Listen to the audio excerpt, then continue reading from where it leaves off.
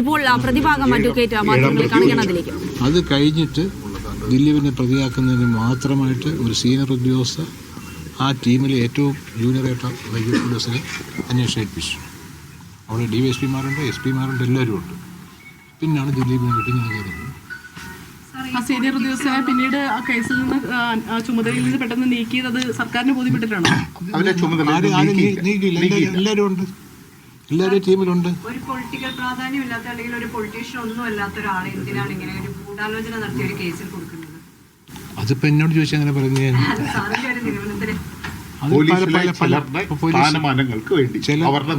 ഒരു സീനിയർ ഉദ്യോഗസ്ഥയ്ക്ക് പങ്കുണ്ടെന്ന് എൻ്റെ ഒരു വിശ്വാസം, തെളിവുണ്ട്.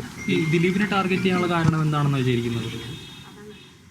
പോലീസ് ഉദ്യോഗസ്ഥ എന്ന് പറയുമ്പോൾ സീനിയർ ഉദ്യോഗസ്ഥ ആദ്യഘട്ടത്തിൽ അവസാനം വരെ ലാസ്റ്റ് വരെ ഉണ്ടായിരുന്നു. അവര് ഗൂഢാലോചന നടത്തിയതാണെന്ന് സംശയിക്കുന്നുണ്ട്. അവര് പങ്ക് ഞാൻ പരമായിട്ട് സംശയിക്കുന്നുണ്ട്. അതുകൊണ്ടാണ് ചോദിക്കുന്നത്, താങ്കളുടെ കക്ഷിക്ക് വേണ്ടി ലീവ് പോരാട്ടം നടത്തുമോ? അതെല്ലാം ജഡ്ജ്മെന്റ് കണ്ടു പറയും. ജഡ്ജ്മെന്റ് നിങ്ങൾ ആലോചിക്കുക, ഒരു കേസിൻ്റെ അന്വേഷണം കഴിച്ച് വിസ്താരം 200 സാക്ഷി വിസ്തരിച്ച് കഴിഞ്ഞിട്ട് വേറൊരു ക്രൈം രജിസ്റ്റർ ചെയ്യുക. ക്രൈം നമ്പർ 6 എന്ന് പറയുന്നത് അന്വേഷണ ഉദ്യോഗസ്ഥ പരാതിക്കാരനായിട്ട് ദിലീപ് കൊല്ലാൻ നടത്തുന്ന ഒരു കാര്യമില്ലാതെ ഒരു കേസ് കൊണ്ടുവരുന്നത്. ഒരു കാര്യം, എൻ്റെ ഒരു കാര്യം എന്ന് വെച്ചാൽ ഒരു തെളിവിനൊരു മെമ്മറി കാർഡ് ഉണ്ടാക്കണം. മെമ്മറി കാർഡ് റിക്കവറി നടത്തിയേ ഒക്കത്തുള്ളൂ. റിക്കവറി നടത്താൻ പ്രത്യേക കസ്റ്റഡി എടുക്കണം. അതിനുവേണ്ടി ദിലീപിൻ്റെ പ്രായമായ അമ്മ ഒഴിച്ച് ബാക്കി എല്ലാവരെയും പ്രതിയായിക്കൊണ്ട് ക്രൈം രജിസ്റ്റർ ചെയ്തു. എന്തുണ്ടായ കേസിന് അന്ന് രജിസ്റ്റർ ചെയ്തു. ഇപ്പം ഇല്ല, 3 കൊല്ലം കഴിഞ്ഞു. ഒരു അന്തിമ റിപ്പോർട്ട് കൊടുക്കാൻ സാധിച്ചിട്ടില്ല. ഒറ്റ ഉദ്ദേശം, ദിലീപിനെ അല്ലെങ്കിൽ ആരെങ്കിലും കസ്റ്റഡി എടുത്തിട്ട് ബൈജെ പോലീസിൻ്റെ ഇതിൻ്റെ കോപ്പി ഉണ്ട്, പെൻഡ്രൈവ് ഉണ്ട്. അന്ന് ഞാൻ പെറ്റീഷൻ കൊടുത്തു. ആ പെൻഡ്രൈവ് കോടതി ഹാജരാക്കാൻ പറഞ്ഞിട്ടുണ്ട്. ഇതിനു വേണ്ടിയാണ് വെച്ചേക്കൊണ്ടിരിക്കുക. അതിനുവേണ്ടി കേസെന്നും പറഞ്ഞ് ജില്ലാ കോടതി പെറ്റീഷൻ കൊടുത്തു. പക്ഷെ ഹാജരാക്കിയില്ല. അതിനുവേണ്ടി മാത്രം കേസുണ്ടാക്കി. പിന്നെ നടന്നില്ല. സാറിന് തോന്നുന്നത് ഈ കേസിലെ ഗൂഢാലോചന എവിടെയാണ് നടന്നിരിക്കുന്നത്? അത് ഞാൻ അന്വേഷിച്ചിട്ടില്ല. ഞാനിപ്പോൾ ഇതല്ല. കാരണം ഈ അതിജീവിതയ്ക്ക് ഇപ്പോൾ ശിക്ഷിക്കപ്പെട്ട പ്രതികളുമായി വ്യക്തിവിരോധം ഉള്ള എന്തെങ്കിലും അങ്ങനെ എന്തെങ്കിലും ഉണ്ടെന്ന്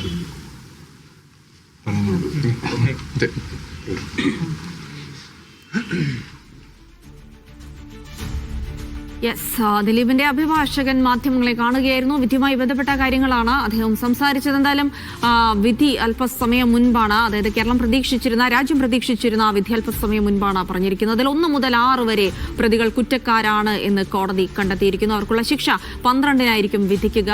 ദിലീപ് അടക്കമുള്ള 4 പ്രതികൾ അവരെ വെറുതെ വിട്ടിരിക്കുന്നു. അവരുടെ ഗൂഢാലോചന കുറ്റം തെളിയിക്കാൻ കഴിഞ്ഞില്ല, അവർക്കെതിരെ കൃത്യമായി തെളിവില്ല എന്നാണ് ആദ്യഘട്ടത്തിൽ മനസ്സിലാക്കുന്നത്. എന്തുകൊണ്ടാണ് ഇങ്ങനെ ഒരു വിധിയിലേക്ക് എത്തിയത് എന്നുള്ളത് ആ കുറ്റപത്രത്തിന്റെ പൂർണ്ണ രൂപം ലഭിക്കുമ്പോൾ മാത്രമാണ് മനസ്സിലാക്കാൻ സാധിക്കുക. അപ്പോൾ പ്രോസിക്യൂഷൻ അവകാശപ്പെട്ടതുപോലെയുള്ള തെളിവുകൾ, ഹാജരാക്കിയ തെളിവുകൾ, അത് ഡിജിറ്റൽ തെളിവുകളടക്കം, ഫോൺ റെക്കോർഡുകളടക്കം, സംഭാഷണങ്ങളടക്കം, ഒപ്പം കത്തുകളടക്കമുള്ള നിരവധി തെളിവുകൾ, അത് സമൂഹത്തിന് മുന്നിലുള്ള തെളിവുകളാണ്. അപ്പോൾ ഇതിന്മേലൊക്കെ കോടതി എന്ത് തീരുമാനമെടുത്തു? ഇതൊന്നും പരിഗണനയ്ക്ക് വന്നില്ലേ, അല്ലെങ്കിൽ ഇത് പര്യാപ്തമായ തെളിവുകളല്ലേ തുടങ്ങിയ ചോദ്യങ്ങളുണ്ട്. എന്തായാലും കൃത്യമായി അതിലേക്ക് വരണമെങ്കിൽ ആ വിധിപ്പകർപ്പ് മുഴുവനായി ലഭിച്ച ശേഷം അത് അനലൈസ് ചെയ്ത ശേഷം മാത്രമേ എന്തുകൊണ്ട് കോടതി ഇത്തരം ഒരു വിധിയിലേക്ക് എത്തിച്ചേർന്നു എന്നുള്ളത്. അതിനൊപ്പം തന്നെ ആശ്വാസകരമായത് ഇതൊരു അന്തിമ വിധിയായി കണക്കാക്കേണ്ടതില്ല എന്നുകൂടിയാണ്. കാരണം മേൽക്കോടതികളുണ്ട്, അപ്പീൽ പോകാനുള്ള സാധ്യതയുണ്ട്.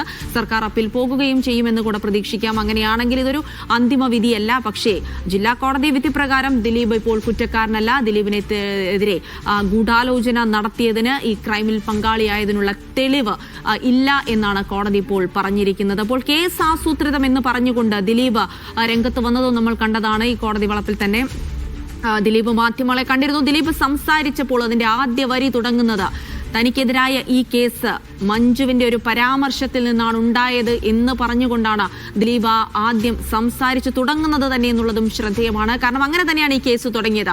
മഞ്ജു വാര്യർ WCC അതിജീവിതയ്ക്ക് ഐക്യദാർഢ്യം പ്രകടിപ്പിക്കാനായി സംഘടിപ്പിച്ച സിനിമാ മേഖല, WCC അല്ല, അമ്മ സംഘടിപ്പിച്ച ഒരു പരിപാടിയിലാണ് മഞ്ജു വാര്യർ ആദ്യമായി ഇതിനു പിന്നിൽ ഒരു ക്രിമിനൽ ഗൂഢാലോചനയുണ്ട് എന്ന് ആരോപിച്ചത്. ആ ഒരു ആരോപണമാണ് ദിലീപിലേക്ക് പിന്നീട് വഴിതിരിച്ചു വിട്ടതും. കഴിഞ്ഞ 8 വർഷമായി ഇത്തരം വിചാരണ കാര്യങ്ങളും ഒക്കെ ദിലീപ് നേരിടുന്നതും മഞ്ജു വാര്യർ ആദ്യം ആ ഒരു പരാമർശം നടത്തിയതിന്റെ പിന്നാലെയാണ്. അതുകൊണ്ട് അത് ഓർത്ത് വെച്ചുകൊണ്ട് മഞ്ജു വാര്യരുടെ ഒരു പരാമർശത്തിൽ നിന്നാണ് ഈ കേസ് തുടങ്ങിയത് എന്ന് പറഞ്ഞുകൊണ്ടാണ് ദിലീപ് ഇന്ന് മാധ്യമങ്ങളെ അഭിസംബോധന ചെയ്തത് എന്നുള്ളത് കൂടി ശ്രദ്ധേയമാണ്.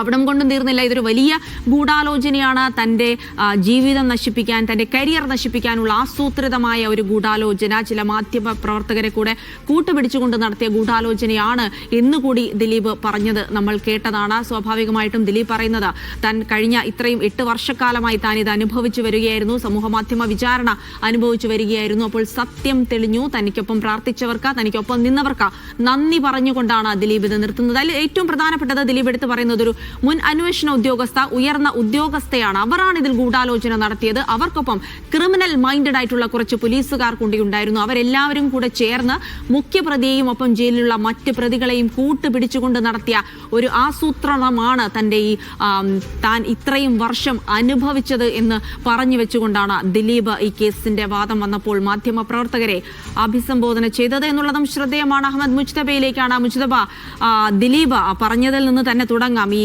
കോടതിയുടെ വിധി വന്ന ശേഷം ദിലീപ് പറഞ്ഞു തുടങ്ങിയത് മഞ്ജു വാര്യരിൽ നിന്നാണ് എന്നുള്ളത് കൂടെ ശ്രദ്ധേയമാണ്.